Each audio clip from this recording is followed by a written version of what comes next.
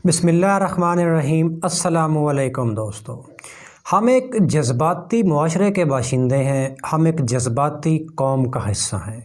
हम एक ऐसी सोसाइटी में रहते हैं जहाँ पे चीज़ों को इमोशनली डील किया जाता है और इमोशंस के सांचे में रख कर ही उसके सही होने का या गलत होने का फ़ैसला किया जाता है। हम एक ऐसी सोसाइटी में रहते हैं जहाँ पे निस्बतन लोगों के पास तालीम कम है तो तहकीक भी नहीं की जाती। तो इस सिचुएशन में इख्तलाफ राय को बर्दाश्त करना तकरीबन नामुमकिन हो जाता है। मिसाल के तौर पर हाल ही में होने वाला सानिया मोटरवे और उस पर सीसीपीओ का बयान। अब उस पे जितने भी अनपॉपुलर ओपिनियंस हमारे सामने आए हैं उनको एक्सेप्ट ही नहीं किया गया या उनको सिरे से ही गलत करार दे दिया गया, क्योंकि हम इमोशंस के सांचे में रख कर बात करते हैं। बदकिस्मती ये है कि हमारी सारी की सारी मुल्की सियासत इन्हीं जज्बात के स्केल्स पर बेस करती है। छोटे से छोटा वाक़या हो या बड़े से बड़ा वाक़या हो, हम जज्बात में, इमोशंस में ही चीज़ों को डील करते हैं और उसी बेस पे फ़ैसला होता है कि वो चीज़ सही हो सकती है या वो चीज़ गलत हो सकती है। और अगर ये सारा कुछ मुल्की लेवल पे हो रहा होता तो शायद कुछ मुस्बत चीज़ें भी मौजूद होती, लेकिन बदकिस्मती ये है कि आलमी सतह पर होने वाले तमाम वाक़यात को भी इमोशनली डील किया जाता है और इन्हीं इमोशंस के स्केल पर रख कर आलमी सतह पर होने वाले वाक़यात को भी मापा जाता है। और इसमें अगर बात करें कि इमोशंस के साथ अगर मज़हब, खुदा और ईमान के तसव्वुरात अटैच हो जाएं तो फिर हक़ाइक़ को और अनपॉपुलर ओपिनियंस को ढूंढना तकरीबन नामुमकिन हो जाता है। अब ये सारी बात आपसे करना इसलिए ज़रूरी थी क्योंकि आज हम जिस मौजू पे बात करने जा रहे हैं वो है इसराइल और अरब दुनिया के बढ़ते ताल्लुकात। और आज का मौजू है ये जज्बाती तसव्वुरात मज़हब, खुदा और ईमान को एक तरफ रखते हुए सामने होने वाले वाक़यात पर बेस करता है। और ये आपको तस्वीर का वो दूसरा रुख दिखाएगा कि आखिर अरबों और इसराइल के ताल्लुकात पर अरब दुनिया की सोच क्या है, उनका नज़रिया क्या है और वो किस किस्म की कॉम्प्लेक्स सिचुएशन में हैं जहाँ पे उनके पास इसराइल को मानने के सिवा या उससे ताल्लुकात बनाने के सिवा कोई ऑप्शन ही नहीं है। आइए जानने की कोशिश करते हैं। अरब दुनिया की बात हो रही है तो इसलिए सबसे पहले जानते हैं कि आखिर अरब दुनिया या अरब वर्ल्ड क्या है।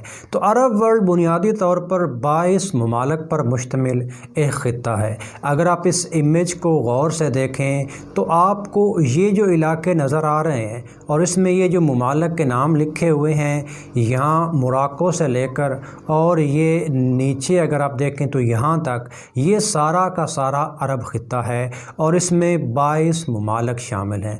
और ये 22 के 22 ममालिक जिस सियासी तंजीम से अटैच हैं या जुड़े हुए हैं उसका नाम है अरब लीग।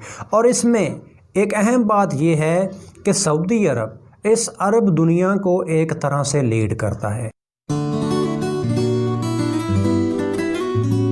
अरब दुनिया में कोई भी छोटे से छोटा वाक़या हो, बड़े से बड़ा वाक़या हो और ख़ास तौर पर जिसमें बैनुल अक़वामी क़ुव्वतें भी शामिल हों, तो अरब दुनिया का कोई भी फ़ैसला सऊदी अरब की मर्ज़ी, हिमायत या मुखालफत के बग़ैर नहीं होता। इसलिए अरब दुनिया में सऊदी अरब को एक डिफेक्टो लीडर कहा जाता है और इसके पीछे उसकी मजबूत मुईशत का हाथ है। और याद रखें, सऊदी अरब अरब दुनिया का वो वाहिद मुल्क है जो आलमी सतह पर मौजूद G20 ब्लॉक का एक हिस्सा है। और अगर सऊदी असर की बातें करें, यानी कि किस तरह से सऊदी अरब अरब दुनिया में असरअंदाज होता है, तो इसमें तेल पर इन्हिसार करने वाली पॉलिसी जो है इसका आगाज़ बुनियादी तौर पर सऊदी अरब ही से हुआ था। इसके अलावा अगर माजी की बात करें, हिस्ट्री में जाएं, तो इसराइल को तस्लीम ना करने की जो मुहिम थी इसका आगाज़ भी सऊदी अरब ही से हुआ था। और अगर हाल ही की बात करें तो यमन में जंग भी सऊदी हिमायत ही से हो रही है। और अभी कल ही की बात करें तो अरबों का इसराइल اسرائیل کی طرف جھکاؤ، جس میں UAE اور بحرین کے اسرائیل کے ساتھ امن معاہدے ہیں، تو اس میں بھی دونوں ممالک کو سعودی عرب کی خاموش حمایت حاصل ہے۔ اور اس کا واضح ثبوت یہ ہے کہ سعودی عرب نے اپنی فضائی حدود اسرائیل کو استعمال کرنے کی اجازت دی ہے۔ لیکن یہاں پہ وہی ایک بنیادی سوال یہ ہے کہ اگر یہ سارا کچھ ہو رہا ہے اور ابھی ہو رہا ہے تو اس کے پیچھے کیا ریزن ہے؟ عربوں کے اسرائیل سے بڑھتے تعلقات کے پیچھے 3 بنیادی وجوہات ہیں، اور اس میں بطور لیڈر اگر سعودی عرب کی سچویشن کو سمجھ لیں تو ہمیں پوری پکچر سمجھ میں آ جائے گی کہ اصل میں عرب دنیا اور اسرائیل کے بیچ میں وہ کون سی چیز ہے جو دونوں کو ایک دوسرے کے قریب لا رہی ہے۔ تو اس بارے میں جو سب سے پہلی ریزن ہے وہ ہے تیل کی طاقت، اور اس میں ہمیں سمجھنا ہوگا کہ آج کا سعودی عرب شاہ فیصل کے سعودی عرب سے بالکل مختلف ہے۔ شاہ فیصل آج سے 45-50 سال پہلے سعودی عرب کے حکمران تھے، اور وہ ایک ایسا وقت تھا جب آئل یا تیل ایک ہتھیار کے طور پر بھی استعمال کیا جاتا تھا، کیونکہ سعودی عرب تیل پیدا کرنے میں خود کفیل تھا اور ایک طرح سے سعودی عرب کی مونوپلی تھی تیل کی مارکیٹ پر۔ تو اسی وجہ سے 1973 میں شاہ فیصل نے امریکہ سمیت بہت سارے ممالک کا تیل بند بھی کر دیا تھا، تو امریکہ مجبور ہو گیا اور شاہ فیصل نے اپنی شرائط پر ہی عرب اسرائیل جنگ ختم کی۔ لیکن اگر آج کے سعودی عرب کی بات کریں جس میں محمد بن سلمان سعودی عرب کے ولی عہد ہیں، تو آج کا سعودی عرب شاہ فیصل کے سعودی عرب سے 180 ڈگری مختلف ہے، یعنی کہ مکمل طور پر ایک دوسری تصویر ہمارے سامنے آ رہی ہے جو کہ شاہ فیصل کے دور میں کوئی سوچ بھی نہیں سکتا تھا۔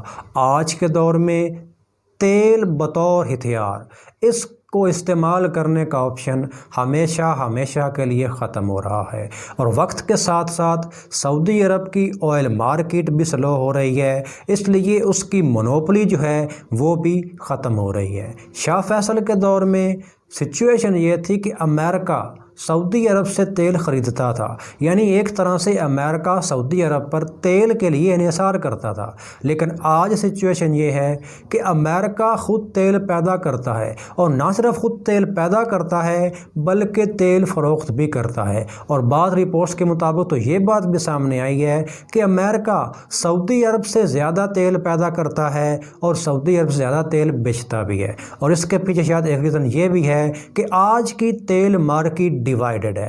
آج سعودی عرب کے علاوہ بہت سارے دیگر ممالک بھی نہ صرف تیل پیدا کرتے ہیں بلکہ تیل بیچتے بھی ہیں، جس میں روس، امریکہ کی بات پہلے ہی ہو چکی ہے، ایران اور میکسیکو وغیرہ۔ یہ وہ ممالک ہیں جو آج کے دور میں تیل نہ صرف پیدا کرتے ہیں، یعنی اپنی ضرورت بھی پوری کرتے ہیں اور باہر کے ممالک میں بیچتے بھی ہیں، جس سے سعودی عرب کی آئل مارکیٹ نیچے کی طرف جا رہی ہے۔ اور آئے روز آپ تیل کی قیمتوں کو لے کر مختلف قسم کی تنازعات ہیں وہ سنتے رہتے ہیں، اور اس کے پیچھے ایک اور جو اہم وجہ ہے وہ یہ ہے کہ ہو سکتا ہے آنے والے 20, 30 یا 50 سالوں میں تیل کی ضرورت ویسے ہی دنیا سے ختم ہو جائے۔ ہو سکتا ہے کہ الیکٹرک گاڑیاں آ جائیں یا کچھ ایسے سائنٹیفک میتھڈز آ جائیں کہ انسان کا تیل پر انحصار ہی ختم ہو جائے۔ تو ایسی سچویشن میں سعودی عرب جیسے ممالک جن کی معیشت کا 90% انحصار تیل پر ہی ہے، وہ تو بالکل کولیپس ہو کے رہ جائیں گے۔ تو اب ذرا سچویشن کو سمجھیے، سعودی عرب کی معیشت تیل پر انحصار کرتی ہے اور آنے والے وقت میں تیل کی ضرورت کم ہو سکتی ہے۔ سعودی عرب کو عالمی سطح پر تیل مارکیٹ میں سخت قسم کے مقابلے کا سامنا ہے۔ تو سوچئے سعودی عرب کو کس چیز کی ضرورت ہے؟ ایک متبادل اکانومی کی، یعنی ایسی اکانومی جو تیل کی مارکیٹ کو یا تیل کو ریپلیس کر سکے۔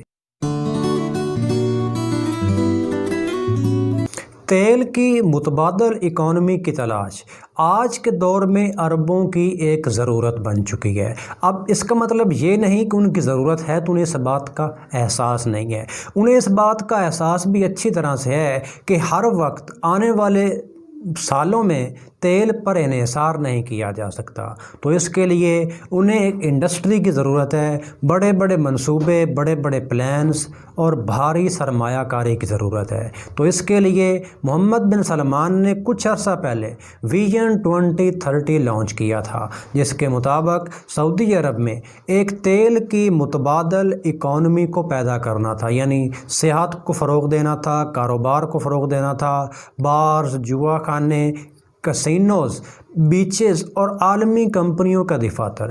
یہ وہ ایک کمپریہنسو پلان ہے جسے ویژن 2030 کا نام دیا گیا، لیکن اب ظاہر سی بات ہے سعودی عرب کے پاس تو اتنی انویسٹمنٹ ہی نہیں ہے کہ وہ ان منصوبوں کو وقت پر پورا کر سکے، تو اس کے لیے اسے غیر ملکی سرمایہ کاری کی بھی سخت ضرورت ہے، اور جب غیر ملکی سرمایہ کاری کی بات آتی ہے تو اوبویس سی بات ہے عالمی سطح پر اس کے تعلقات بہتر ہونے چاہیے، اور جہاں پہ اسرائیل کا نام یا ریلیشن ہے وہاں پہ سعودی عرب کو جگہ بنانے کے لیے اسرائیل سے اچھے تعلقات کی ضرورت ہے۔ اور ویسے بھی جہاں جہاں اسرائیل کے تعلقات ہیں، اور خاص طور پر جہاں جہاں مضبوط تعلقات ہیں، وہاں پر سعودی عرب کو اپنی مارکیٹ بچانے کے لیے بھی کافی سٹرگل کرنا پڑتی ہے۔ اور خاص طور پر اگر یہودیوں کی بات کریں تو آپ آسان زبان میں یوں سمجھ لیں کہ امریکہ کا سینٹرل بینک پورا کا پورا یہودیوں کے ہاتھ میں ہے۔ سچویشن یہ ہے کہ امریکی حکومت کو نوٹ چھاپنے کا اختیار بھی نہیں ہے، یعنی کہ جو امریکہ کا سینٹرل بینک ہے وہ بیسیکلی چند یہودی سرمایہ کاروں کے ہاتھ میں ہے، وہ امریکن حکومت کے کنٹرول میں نہیں ہے۔ تو اب ذرا یہ بات سوچئے کہ اگر یہودی اسرائیل کے ساتھ مل کر امریکہ کو کنٹرول کر رہے ہیں تو سعودی عرب کو کس قسم کے مقابلے کا سامنا کرنا پڑ سکتا ہے۔ ایک طرف اگر انہیں امریکہ سے کوئی کام ہو تو وہ بھی انہیں اسرائیل کی مدد کے بغیر پورا ہوتا دکھائی نہیں دیتا، اور اس کے ساتھ اگر اسرائیل سے کام ہو تو اس کا تو بالکل سوال پیدا نہیں ہوتا۔ لیکن اگر اب اسرائیل کے ساتھ سعودی عرب کے اچھے تعلقات ہوں گے یا ڈپلومیٹک ریلیشنز ہوں گے تو اس کا مطلب یہ ہے کہ نہ صرف امریکہ کی حمایت حاصل ہوگی بلکہ عالمی سطح پر اسرائیل اور سعودی عرب کا جو ایک باہمی مارکیٹ کا مقابلہ ہے وہ بھی ختم ہو کر رہ جائے گا، اور اس ساری سچویشن میں نہ صرف عربوں کو فائنینشلی فائدہ ہوگا بلکہ عالمی سطح پر ان کی طاقت میں بھی اضافہ ہونے کا امکان ہے۔ عرب دنیا اور اسرائیل کے بڑھتے تعلقات کے پیچھے ایک تیسری وجہ بھی ہے، اور وہ تیسری وجہ ہے ایران کی بڑھتی طاقت۔ سعودی عرب اور ایران کی کبھی بھی نہیں بنتی، ہمیشہ ان کے بیچ میں کچھ نہ کچھ ایسا چلتا رہتا ہے جس سے خطے میں عدم استحکام رہتا ہے، اور اس کے پیچھے ریزن یہ ہے کہ ایران کمپیریٹیولی سعودی عرب سے زیادہ مضبوط ہے، اس کے پاس وہ لوکیشنز بھی ہیں جو کہ آئل کی مارکیٹ کو روک سکتی ہیں، یعنی ایران کے پاس وہ راستے ہیں جو سعودی عرب کی تیل کی تجارت کو روک سکتے ہیں۔ اس کے علاوہ ایران کی فوج بھی سعودی عرب کی فوج سے زیادہ مضبوط ہے، اور اگر ایران کی پروکسی وارز کی بات کریں تو اس میں تو ایران اور سعودی عرب کا کوئی مقابلہ ہی نہیں۔ اگر سعودی عرب اپنے اثر کو بچانے کے لیے یمن میں جنگ لڑ رہا ہے تو وہاں پہ حوثی باغیوں کو ایران کی حمایت حاصل ہے۔ اس کے علاوہ لبنان کی بات کریں تو وہاں پہ حزب اللہ کو ایرانی حمایت حاصل ہے، اور تیسری طرف خود ایران موجود ہے، یعنی ایران تینوں اطراف سے سعودی عرب کو گھیرے ہوئے ہے۔ تو اب اس سچویشن میں سعودی عرب کے لیے یہی عقل بندی ہے کہ ایران کے اثر کو روکنے کے لیے، ایران کی طاقت کو کم کرنے کے لیے اسرائیل سے ہاتھ ملا لے۔ ان تین وجوہات کی بنا پر یہ کہا جا سکتا ہے کہ اسرائیل سے تعلقات عربوں کی ایک ضرورت بن چکی ہے، اور اس کے علاوہ ان کے پاس کوئی آپشن بھی نہیں ہے۔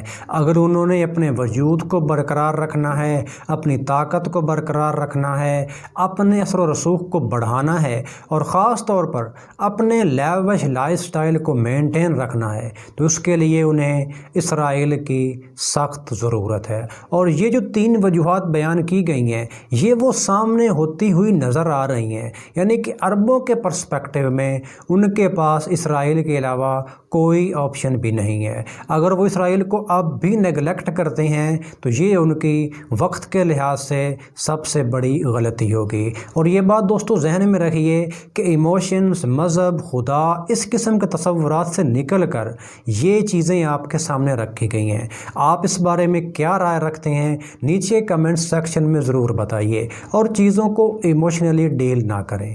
آپ سے ملاقات ہوگی کسی نیکسٹ ویڈیو میں۔ اپنا بہت سارا خیال رکھیے گا۔ اللہ حافظ۔